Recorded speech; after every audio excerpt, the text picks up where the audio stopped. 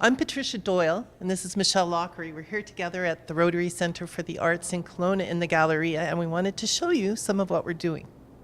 It's great to be here, and we can't wait to share you the buoys.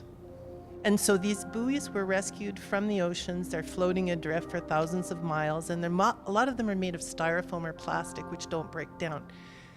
We've seen a lot of instances where they're causing a lot of environmental damage, and so we thought if you can take something so destructive and renew it into something beautiful and create a conversation with the viewer about we all need to change some things, right? I met this lovely young lady that I saw on the news who was collecting buoys. I fell in love with the buoys because they've traveled the world, they've crossed the oceans, and I was like, they've touched all countries, they've touched people, they're from the tsunami, and Chloe runs a nonprofit that has spent 2 years collecting all this stuff from the beach with their bare hands on a limited budget, and she offered them, and she says, you guys have a pad? I said, path with them? I said, yeah, we could turn them into art.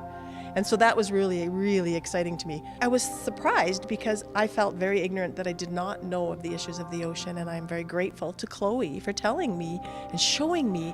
And then I was like, wow, how as artists can we start telling that story?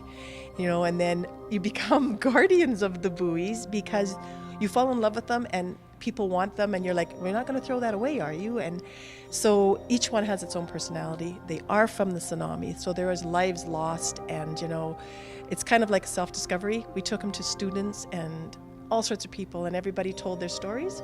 So I think they have their story. I think that us as artists are just put here to maybe share their stories. I do find some of the individual stories of youth in crisis who you just happened to be there at the time and were the voice that they heard. They made a buoy that changed their life. They did some artwork with you. That's been a history with you, and it's one thing I really admire about you and your art. Well, thank you, because it is important. This was part of the school. It was the outreach kids. I mean, there's some crazy, wonderful, very heartfelt stories that happened, and they wrote really sad stories underneath the buoys and then painted them over so that they could, put that your mental health is in your stomach, and sometimes you got to put it somewhere where you can set it free. So then we bounced them around in water, and we must have had 50 kids. How long does this show run at the Rotary Centre? It goes till January 31st, and then it has a new home, so we have already another place for it. And there's a lot more information about this at the Root Blue website, right? rootblue.ca.